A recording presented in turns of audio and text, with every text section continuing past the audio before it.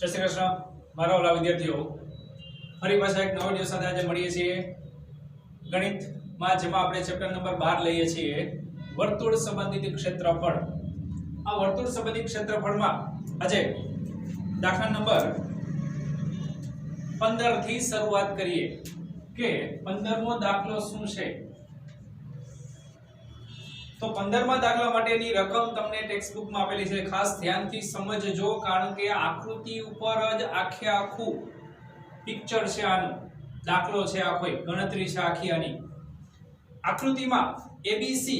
ए 14 centimetre त्रिज्यावाळा वर्तुळनो चतुर्थांश छे। ABC ए केंद्र छे, अहींया लईए बी बिंदु, अहींया लईए सी बिंदु। एबीसी ई શું છે તો કે ચતુર્થાંશ છે। ઓને કેન્દ્ર રાખી AB જેટલી ત્રિજ્યા લઈને આ ચાપ દોરેલી છે। સૌપ્રથમ જ્યાં BC શું થશે તો કે કર્ણ થશે। કાટકોણ ત્રિકોણ શું કામ થાય છે કારણ કે ચતુર્થાંશ કીધું, વર્તુળનો ચતુર્થાંશ આપેલો છે। BC ને વ્યાસ તરીકે લઈ હવે આગળ ફરી પાછું અત્યારે કેન્દ્ર તરીકે O બિંદુ રાખેલું હતું, સોરી A બિંદુ, અને AB જેટલી ત્રિજ્યા લીધી હતી। હવે BC ને વ્યાસ તરીકે લેવાનો છે તો BC નું મધ્ય બિંદુ એને કેન્દ્ર રાખવાનું છે અને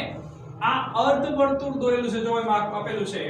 કે BC ને વ્યાસ તરીકે લઈ વર્તુળ દોરવામાં આવ્યું તો દર્શાવેલ રંગીન પ્રદેશનું ક્ષેત્રફળ શોધો। दर्शावेल रंगीन प्रदेश कयो थाय तो दर्शावेल जे रंगीन प्रदेश छे ते आपणा माटे आ थशे। आने आपणे लाइनिंग द्वारा दर्शावीए तो लाइनिंग वडे दर्शावेल भाग जेनुं क्षेत्रफळ शोधवानुं छे, એટલે કે બે ચાપ વચ્ચેના ભાગનું માપ। જે બે ચાપ આપેલી છે તે બે ચાપ વચ્ચેના ભાગનું માપ શોધવાનું છે।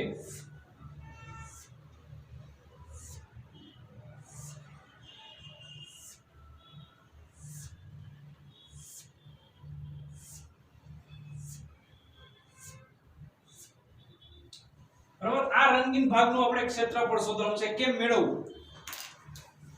સિમ્પલ વસ્તુ છે, ધ્યાનથી સમજો ને તો સૌપ્રથમ આપણે આ વૃત્તખંડનું ક્ષેત્રફળ શોધવું જોશે। આ વૃત્તખંડ માની લો કે નામ આપી દઉં, અહીંયા O બિંદુ લઈ લઈએ આપણે અને અહીંયા એક D બિંદુ લઈ લઉં છું, બરાબર। તો वृत्तखंडનું ક્ષેત્રફળ આપણે શોધવું હોય તો ABDC ઈ વૃત્તાંશ થાય। ABDC ધ્યાનથી સમજો આકૃતિમાં, એમાંથી ત્રિકોણનું ક્ષેત્રફળ બાદ કરો એટલે મળી જશે આપણને વૃત્તખંડનું ક્ષેત્રફળ। આગળ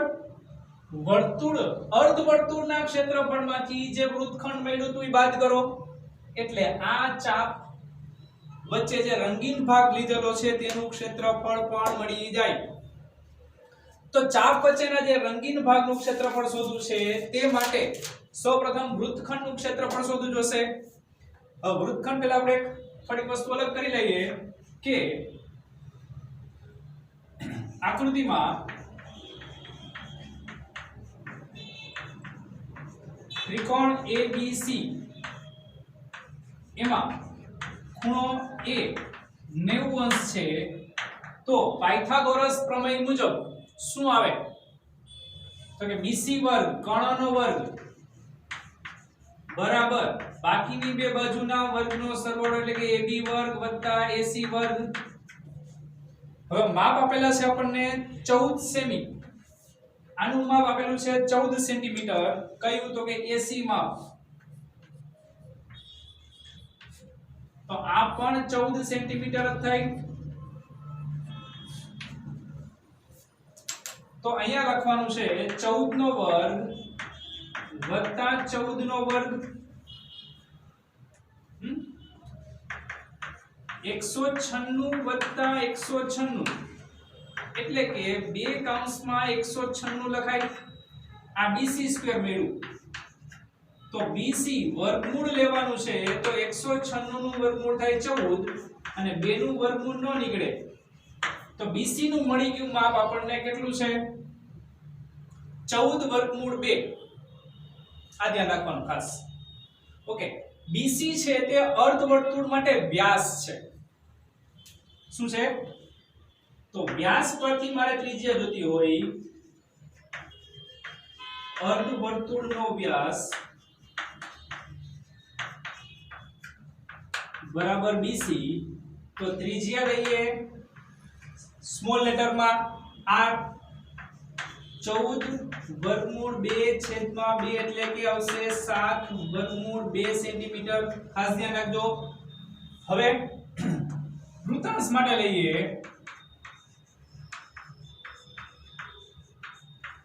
વૃત્તાંશ માટે થીટા બરાબર 90 અંશ અને ત્રિજ્યા છે એટલે કેપિટલ R લઈએ 14 સેન્ટીમીટર કેપિટલ R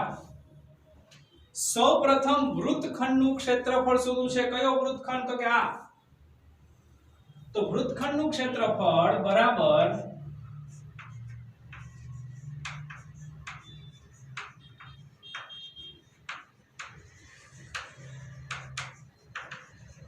શું આવશે વૃત્તાંશ નામ લખી દઉં છું ABDC નું ક્ષેત્રફળ માઈનસ ત્રિકોણ ABC નું ક્ષેત્રફળ આવશે વૃત્તાંશ ABDC ABD અને C નું ક્ષેત્રફળ એમાંથી ત્રિકોણનું ક્ષેત્રફળ બાદ કરીએ એટલે વૃત્તખંડનું ક્ષેત્રફળ મળે છે સૂત્ર લઈએ પાઈ r સ્ક્વેર થીટા છેદમાં 360 માઈનસ 1/2 ગુણ્યા પાયો ગુણ્યા વેધ AB અને AC ઈ એનો પાયો અને વેધ છે AB અને AC પાઈની કિંમત 22/7 કેપિટલ R લેવાનું છે 14 ગુણ્યા 14 ગુણ્યા થીટા છે 90 છેદમાં 360 ઓછા 1/2 AB એટલે 14 ગુણ્યા ફરી પાછા 14 7 દુ 14 9 ચોક 36 2 7 22 સત્તા 154 માઈનસ 14 સત્તા કેટલા થાય 14 ગુણ્યા 7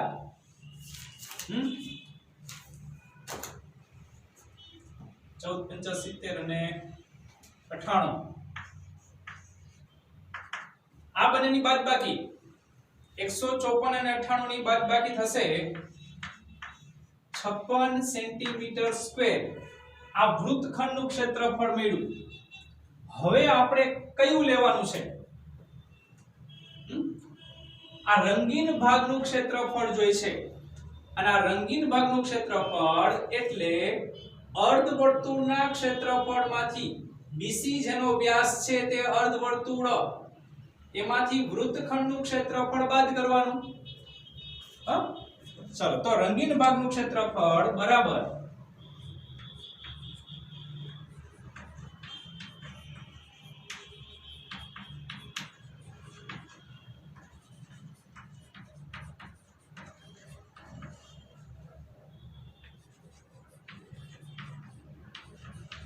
અર્ધવર્તુળનું ક્ષેત્રફળ માઈનસ આવશે લઘુ વૃત્તખંડ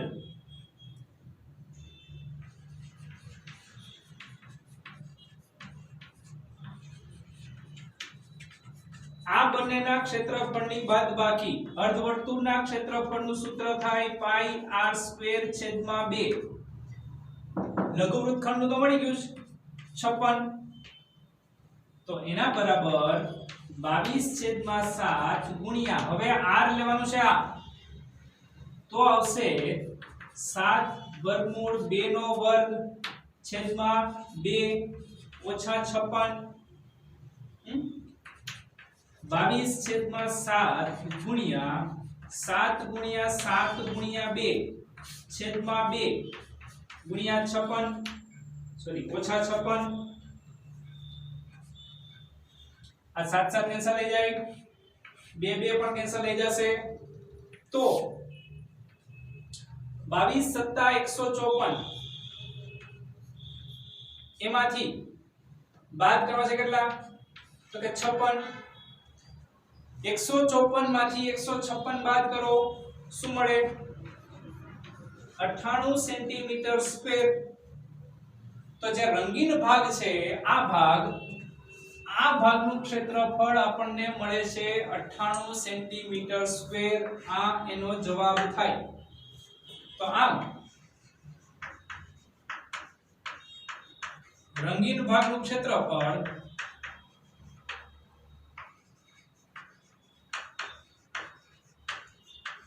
98 સેમી સ્ક્વેર છે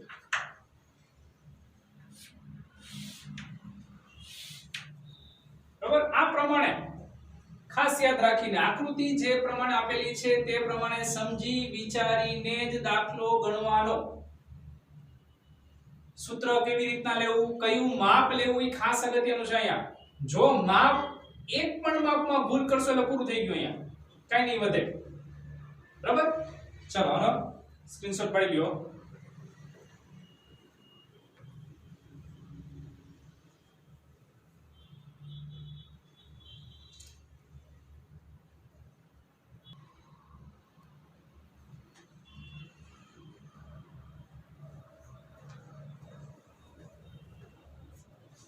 આગળ જઈએ દાખલા નંબર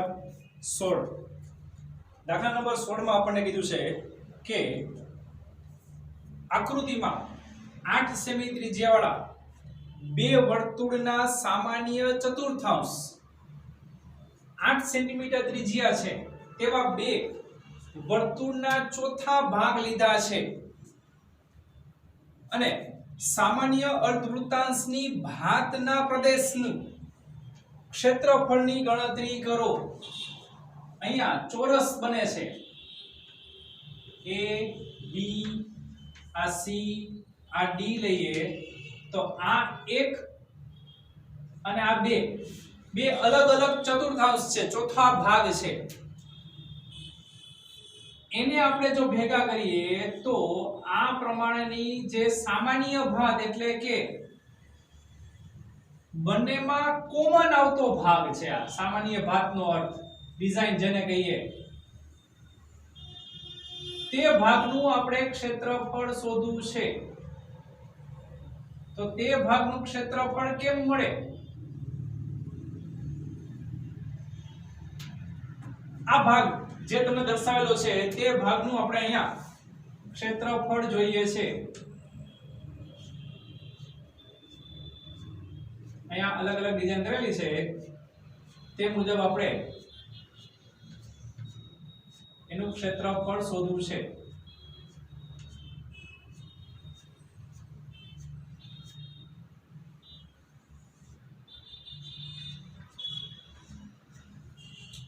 તો આ રંગીન ભાગનું ક્ષેત્રફળ કઈ રીતે મળશે તમને પેલા કાચી આકૃતિ એક દોરી દેખાડું છું કે આ એક ચતુર્થાંશ છે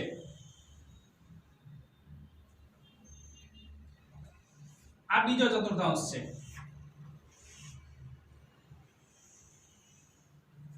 બેને ભેગા કરો છો તમે એટલે આવી આકૃતિ બને બંનેને ભેગા કરીએ જો આ ભાગ છે એમાં કોમન આ બેને ભેગા કરશો એટલે આ ભાગ કોમન થશે રંગીન ભાગનું ક્ષેત્રફળ શોધવા માટે શું કરવાનું છે તો કે આ ભાગ ચતુર્થાંશ છે આ ભાગ પણ ચતુર્થાંશ છે એમાંથી ચોરસ બાદ કરો એટલે તમને આટલો ભાગ જ મળશે જો બે ચતુર્થાંશ એટલે લઘુ વૃત્તાંશમાંથી ચોરસ બાદ કરો કેવી રીતના એ ફરી પાછું જોઈએ જો આ એક લઘુ વૃત્તાંશ કે જેમાં એક આકૃતિ છે આ ઓકે વત્તા આ બીજો લઘુ વૃત્તાંશ જેમાં પણ આ આકૃતિ છે આ બેને પ્લસ કરીએ એમાંથી ચોરસ બાદ કરો તો શું મળશે જુદો આટલો ભાગ આવશે કેવી રીતના આપણે નામ આપીએ આ 1 આ 2 તો આ 2 થાય અને આ 3 જે આ આકાર છે પાંદડા આકારનો એને આપણે 2 નંબર આપીએ છીએ તો આ પહેલામાં 1 અને 2 અલગ અલગ ભાગ થયા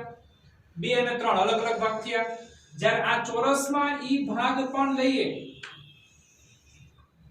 1 2 3 આ 1 અહીંયા છે આ 2 અહીંયા છે અને આ 3 અહીંયા છે આ બેનો સરવાળો કરીને આ બાદબાકી કરો એટલે આ એક જ ભાગ વધે આ સિમ્પલ લોજિક છે આ આકૃતિમાં આ સિમ્પલ વસ્તુ યાદ રહી જાય એટલે દાખલો સહેલો સાવ સહેલો બરાબર તો આ પ્રમાણે આપણે સૂત્ર લેવાનું છે કે બે લઘુવૃત્તાંશના ક્ષેત્રફળમાંથી ચોરસનું ક્ષેત્રફળ બાદ કરો બે લઘુવૃત્તાંશના ક્ષેત્રફળમાંથી શું કરવાનું છે આપણે તો કે ચોરસનું ક્ષેત્રફળ બાદ કરવાનું છે એના માટે થોડીક આકૃતિમાં લઈએ કે આનું માપ 8 સેન્ટીમીટર છે તો આ પણ 8 સેન્ટીમીટર જ થાય ચારે ચાર બાજુનું માપ 8 સેન્ટીમીટર જ થશે કારણ કે 8 જ સેન્ટીમીટરના વૃત્તાંશ લેવાના છે ચતુર્થાંશ છે તો આકૃતિમાં આવશે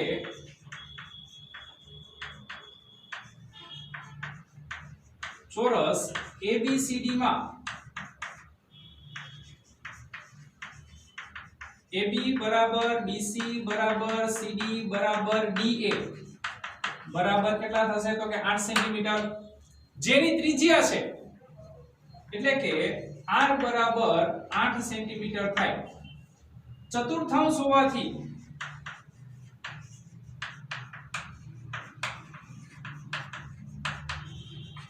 થીટા શું થાય તો કે 90 અંશ થીટા થશે 90 અંશ જેની ત્રિજ્યા 8 સેન્ટીમીટર બરાબર હવે રંગીન ભાગનું ક્ષેત્રફળ કેમ મેળવવું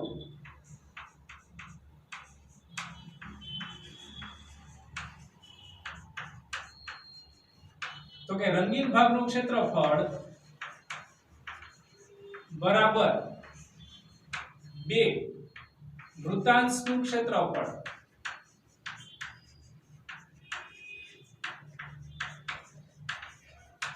માઈનસ શું આવશે તો કે ચોરસનું ક્ષેત્રફળ હમણાં તમને સમજાવ્યું હતું તે મુજબ વૃત્તાંશના ક્ષેત્રફળમાંથી ચોરસનું ક્ષેત્રફળ બાદ કરો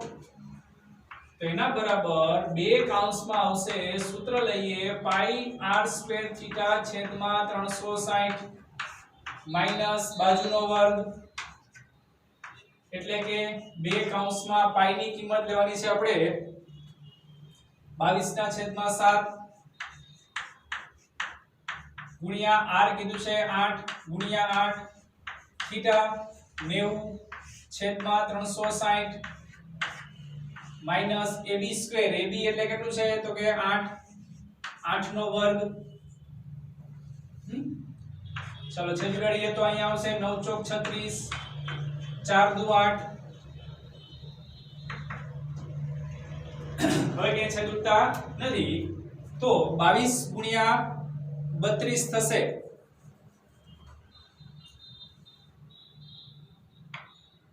8 દુ 16 16 ચોક 64 લઈએ 64 ગુણ્યા 22 છેદમાં 7 ઓછા 8 નો વર્ગ એટલે 64 પાછું ભૂલવાનું નહીં चलो 22 गुणिया 64 गुणाकार મળશે આપણને 704 લસા લઈએ તો 64 ગુણ્યા 7 64 નો 7 સાથે ગુણાકાર 448 છેદમાં 7 આ બંનેની બાદબાકી લેવાની 14 માંથી 8 જાય તો 6 આવશે 5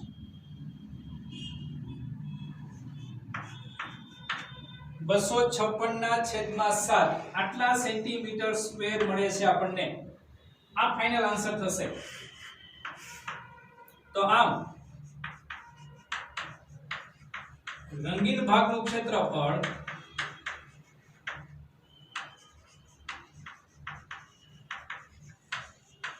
256/7 સેમી સ્ક્વેર છે આ એનો આન્સર થાય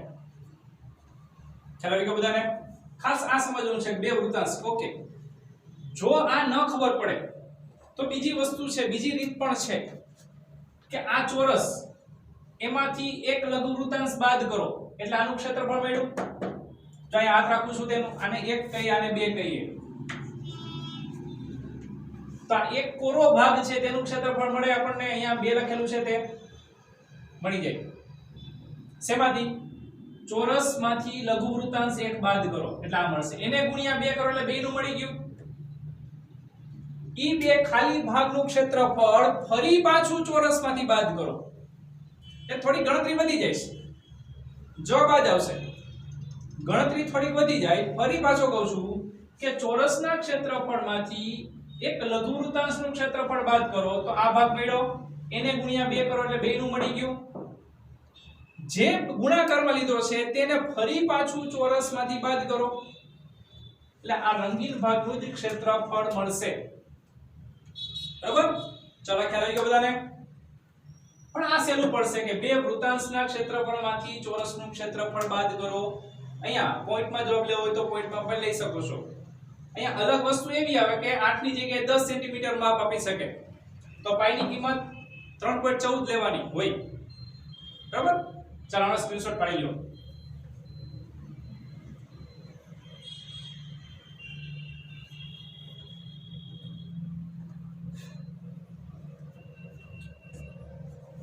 તો આ ખ્યાલ આવી ગયા બધા દાખલા બધાને મજા આવી આ ચેપ્ટરમાં ખાલી સૂત્ર છે સૂત્ર વ્યવસ્થિત રીતના યાદ રાખશો ક્યાંય પ્રશ્ન નહીં આવે રંગીન ભાગ જે પણ આપેલા છે તેને આપણે સરસ રીતના સમજવાના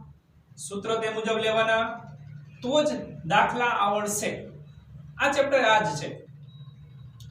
તો આ ચેપ્ટર અહીંયા આપણે પૂરું કરીએ છીએ નવા વિડિયોમાં આપણે નવા ચેપ્ટર સાથે મળીશું